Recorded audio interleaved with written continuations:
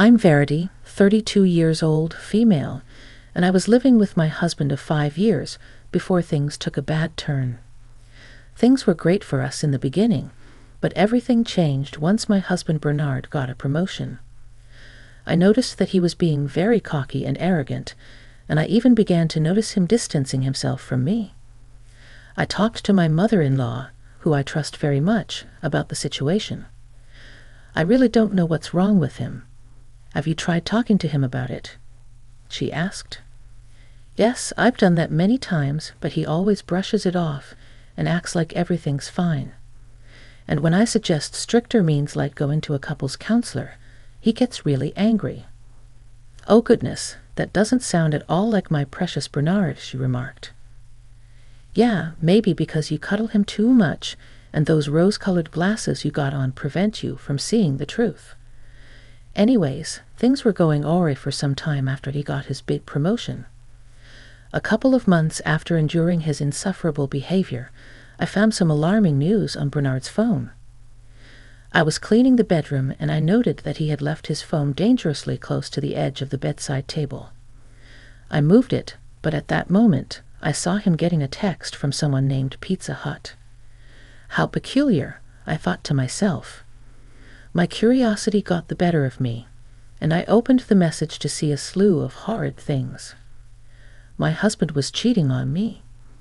I saw the myriad of texts and inappropriate pictures flooding my eyes, and it was all so overwhelming. At that moment, I heard some heavy footsteps coming towards the door. I quickly locked the phone and put it back where I found it. Bernard came in. Verity, where the hell are my socks? They're here, darling. I was just tidying up the room a bit.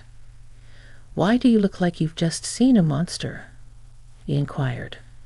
Because at that moment, I had just seen a monster. Standing in front of me was no longer my sweet Bernard, rather an unrecognizable beast who managed to ruin my whole life and shatter my whole heart in mere seconds. But of course, I was too weak at the time to talk about what I just saw. I just murmured something about how I was experiencing period cramps, and he left. That night, I sobbed into my pillow with my cheating husband sleeping peacefully right next to me. Even though I was extremely saddened, I was also extremely angry as well. How could this man cheat on me after everything? I held on to this anger, though, and waited to expose my low-life husband to none other than his mother.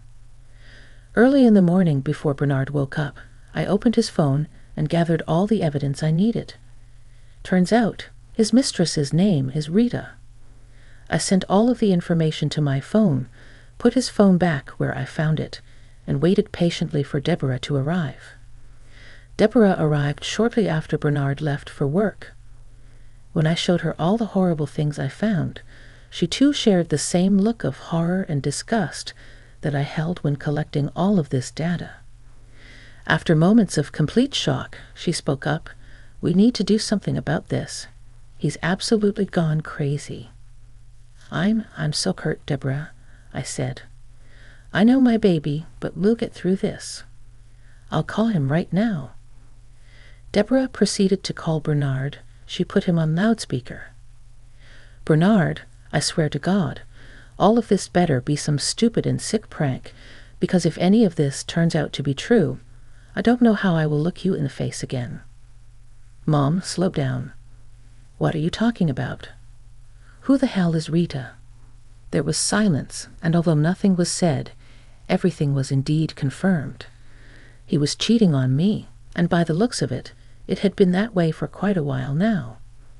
You better get back home right this instant.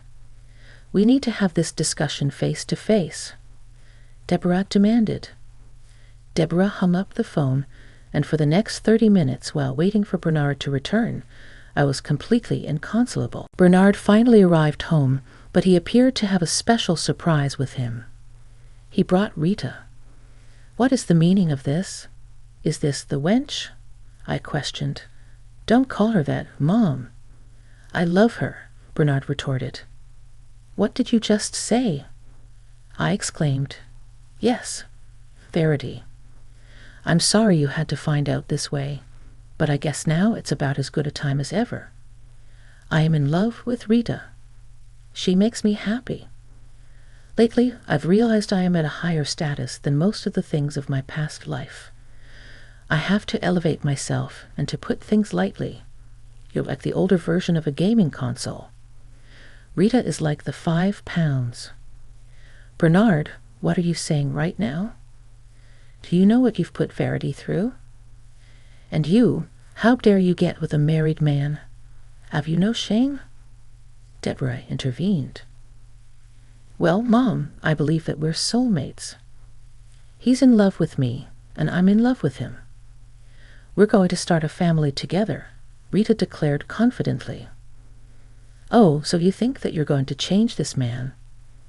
Newsflash, honey, a cheetah will always be a cheetah.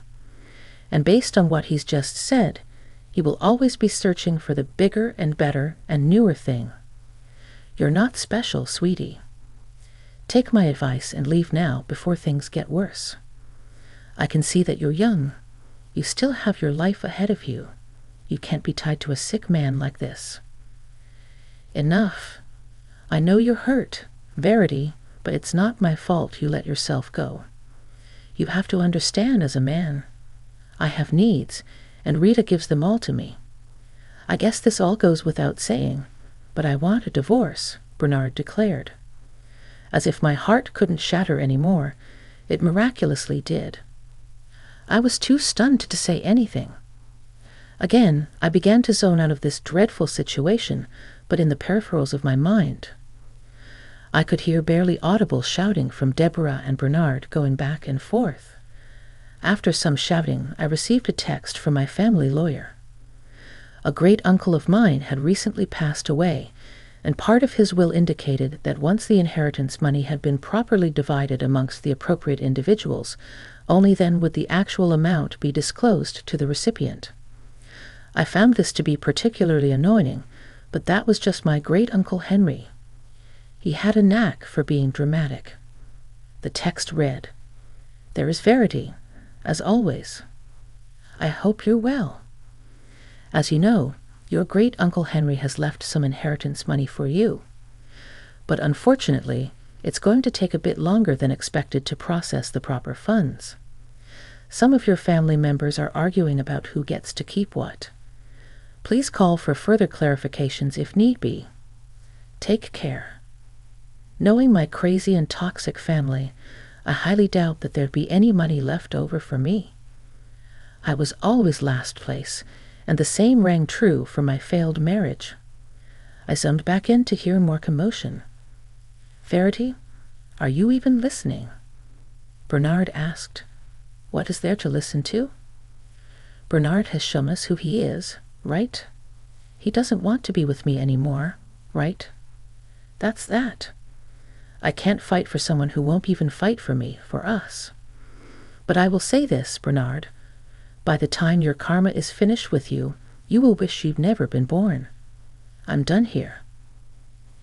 With that, I gathered up whatever strength I had left, went to my room to pack up some of my things, and walked out the front door. As I was leaving, Deborah was calling after me, assuring me that everything will be fixed. Bless her heart. She still believed that part of her sweet baby boy was still alive, but alas, all that I saw was a hollow shell of a man. For the next couple of weeks, I rented cheap motel rooms, and all the while, Bernard began processing the divorce papers. Bernard had friends who could help speed up the process. He acknowledged that this was hard for me, and he wanted to speed up this process as fast as possible so that I didn't have to suffer any longer. Sounds to me like a guilty conscience. At this point, I was so drained. I had cried all of my tears out. Not long afterward, approximately 6 months after the debacle went down, Bernard and I had officially been declared as a divorced couple. Throughout the whole debacle of who would get what and what would be split, I decided to be cordial about everything. Part of the reason why the process was fast was that, surprisingly enough, we were very agreeable about most things. Bernard, being the selfish guy he was, wanted to keep most of his money, knowing that I didn't have a dime to my name, considering I was a housewife. Even though this was the case, I desired none of that money because it was the same money that caused him to be so selfish and evil. Well, I guess that settles it then. It was nice knowing you, Garrity. I hope you take care of yourself, Bernard said. I hope you rot in hell where you belong. I have no desire to keep in contact with you, so please refrain from doing so. Have the day you think you deserve, I retorted. I stomped off, obviously jaded and hurting still, but I was picking myself back up again. While I was still legally married to Bernard, I used the money in our share account to kickstart a small business I had in mind, a little cafe that I began to rent. It was a way for me to make money since I knew that I would be getting little, if nothing, from this divorce settlement. As I was walking to my apartment complex that I began renting shortly after kick-starting the business, I received an email from George. I was very confused by this, as I wasn't expecting what I read from the email. Dear Prosperity, my apologies once again for the awful marital situation you're going through, but I have some good news to share with you. Please contact me at your earliest convenience. 3 hours later, George and I were meeting at my quaint little cafe to discuss whatever news was so important that he couldn't tell me on the phone. Hello, George. I hope you're well, I said. Hey, Verity. I can tell that you're hurting, so I'm not going to take up much of your time. Let me cut to the chase. You've got the inheritance. What? What did you say? I asked incredulously. You heard me right. You've got the inheritance. I'm so sorry that everything had taken such a long time to finalize. You see, the true heirs, your great-uncle Henry, appeared to have left most of the money to you. This is a letter of his that you need to read now that all of the conditions have been met. The letter read as follows. My dear Verity, I know life has been unkind to you. You have always been put in last place by both friends and family, but I have decided that enough is enough. No more will you be subject to pain and humiliation. Please accept this inheritance money and use it to ameliorate your life in the best way that you can. Knowing your toxic family members, they most likely won't be too happy with the distribution of funds, but I don't care. All I care about is your health and well-being, which is why, if you are reading this now, you now know that all of the money you are about to receive is wholly yours. You shan't go through any troubles or negotiations with people. I wanted to exempt you from this messy process, hence why you are receiving this money now. I know you are going to do wonderful things. All my love, your great-uncle Henry. By the time I finished reading the letter, I was sobbing. Some customers got up and left due to the embarrassing scene, but I didn't care. I was overwhelmed with joy. It was so refreshing to hear some good news after months and months of crying the night away, wondering how and why all of this happened to me. How much is it? I asked George. It's $170,000, he replied. I gasped. That was a lot of money.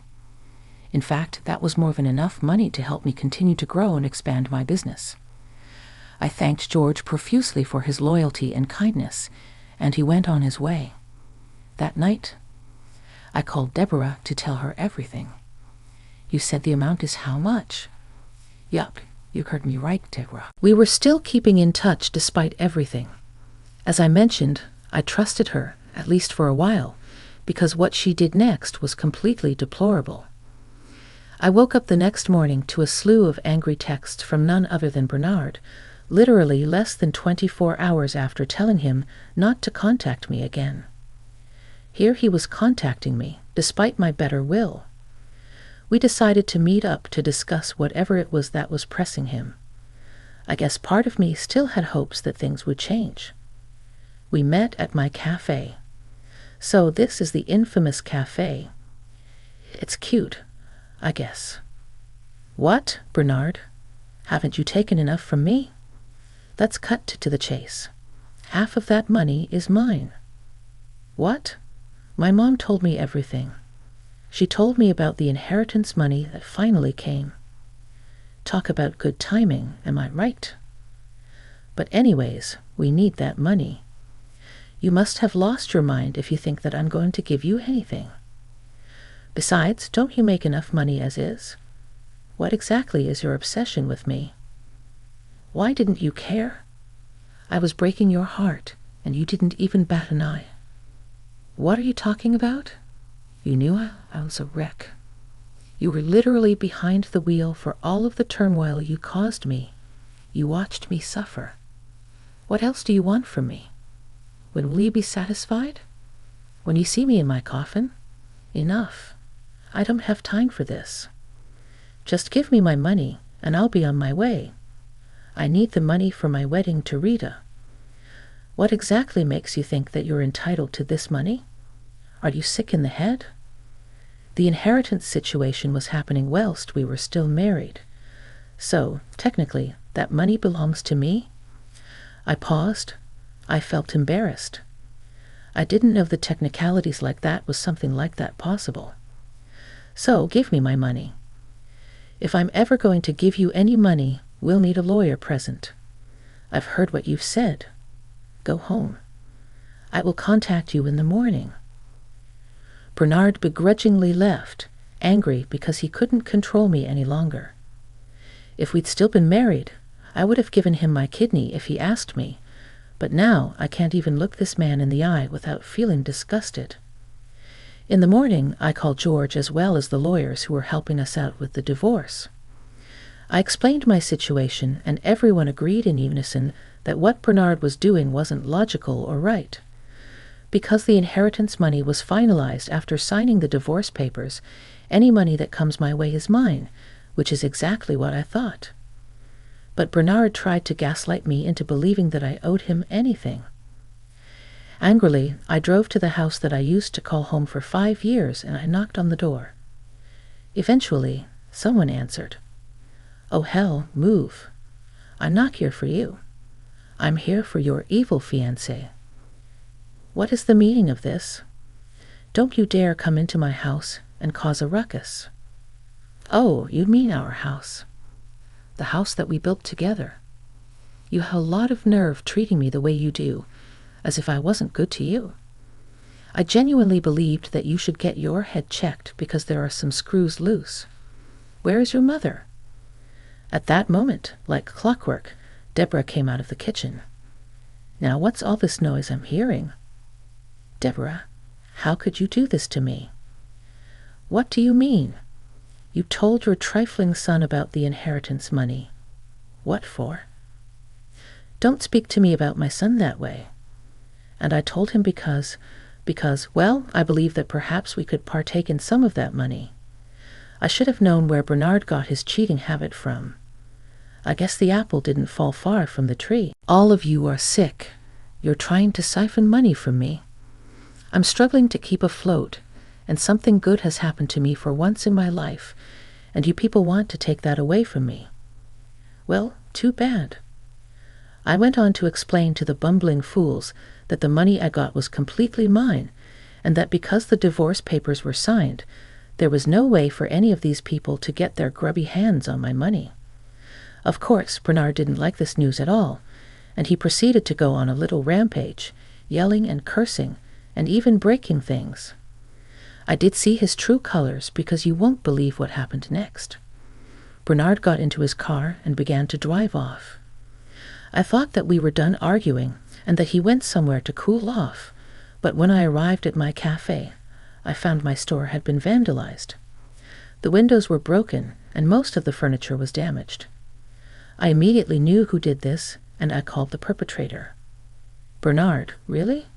You vandalized my shop. It had to be done. You aren't giving us the money. Maybe now you'll cooperate.